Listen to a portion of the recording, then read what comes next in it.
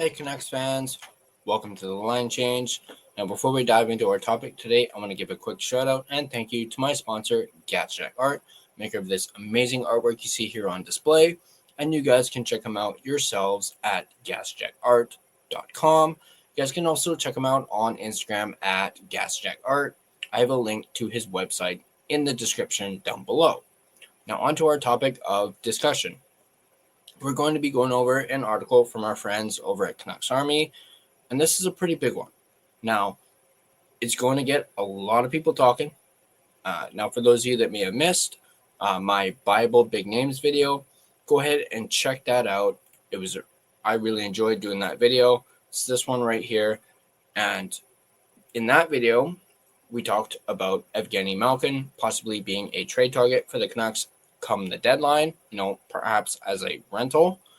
And in this video, we're going to be talking about another Pittsburgh Penguin, and you guys probably know where I'm going with this, and that's, of course, Sidney Crosby. Now, I'll admit, my wife is not going to like this video because she does not like Sidney Crosby. Keep in mind, she's from Philadelphia, so there's that rivalry there. So, sorry, honey, but I had to do this video. As of late, there's been a lot of speculation about, Crosby's future. Will he remain in Pittsburgh? Will he retire in Pittsburgh? Or will he go elsewhere and possibly chase one more cup? Now, just looking at my notes. And let's be real. Pittsburgh, probably not going to get that one last cup in Pittsburgh. Sorry, Pittsburgh Penguins fans, but they're basically on the precipice of a rebuild, and it's not going to be happening anytime soon, and Crosby may not have a whole lot of years left in him. So, now, as it pertains to the article, I'm not going to read the full article. It's an amazing read by Stéphane Roger, absolutely incredible. I actually just finished reading it to do my notes, but I will leave a link to the article in the description down below so you guys can check it out. But I am going to take a quote from Sidney Crosby himself, and I'm going to read it to you. And this was on the possibility of him being traded. Now, this interview he did was with Pierre LeBrun, and Crosby goes ahead and says as follows. I understand it when it comes to, the possibility of him being traded. It's not something you want to discuss. You'd rather be talking about who we're getting at the deadline, or, where we're at as far as, are we 1, 2, or 3 in the division? So that was just a little quote from Sidney Crosby. And then there's another quote from Crosby's agent, Pat Brisson, who goes on to say this. It's been 3 years. They haven't made the playoffs, talking about the Penguins. It all depends on how Sid is going to be and how the team is going to do. I maintain the same position that I do believe that he should be playing playoff hockey every year, in my opinion. Now, that is quite the soundbite from Pat Brisson, Sidney Crosby's agent.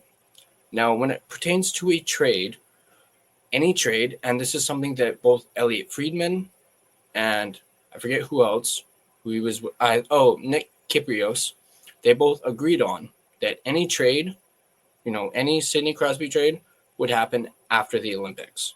It would not happen before the Olympics, as obviously they want to focus on the Olympics, and Crosby himself probably wants to focus on the Olympics as well.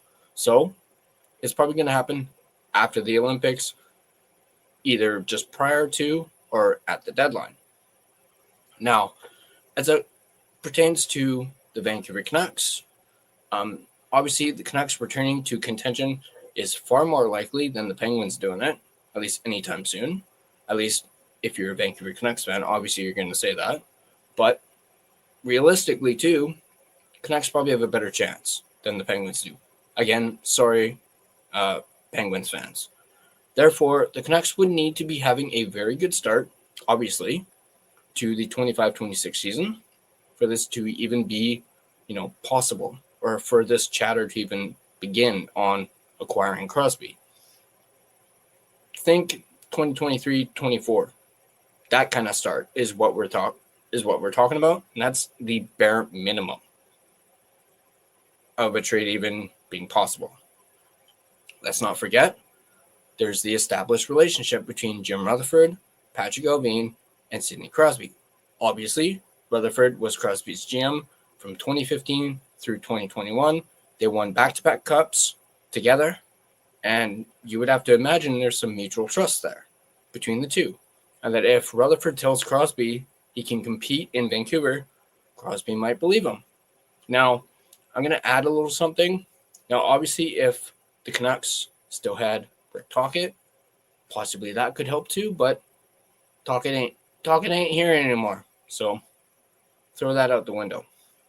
Let's also not forget, Sidney Crosby does have a history of winning big games in Vancouver, and the sight of his golden goal, you would think, would have some personal significance to him. I mean, I still remember that goal. That goal was absolutely incredible. So yeah, that might help. Who knows? It could. Let's keep in mind also, Crosby's destination will be his personal choice. No, Crosby is going to dictate his future, and it won't be the Penguins doing it. I think Sidney Crosby has earned that right to dictate where he finishes his career. And obviously, I think if a trade request from Crosby would occur, the Penguins would let Crosby pick his landing spot. Now, for those Canucks fans who are probably going like, what's the return? Like, what would the Canucks have to give up? Well, there was a part in the article that had a potential return, that the Canucks would give up. And you guys can throw out your own in the comment section down below. Go right ahead. But this is what I found.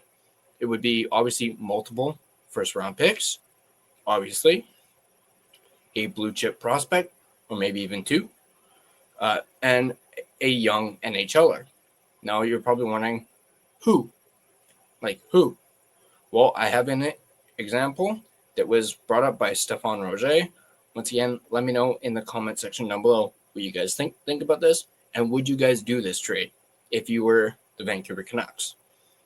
So 2 first-round picks, Braden Coots, Victor Mancini for Sidney Crosby. Would you do that?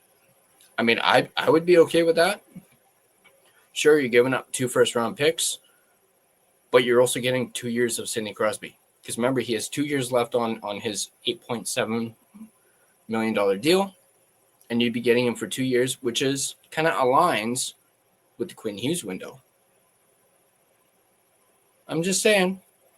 And you could probably add a few more assets on top of that package. I don't know, maybe another first-round pick or another draft pick. Doesn't have to be a first-round pick. Could be a second. But that is just an example of what the Canucks would be probably willing to give the Penguins.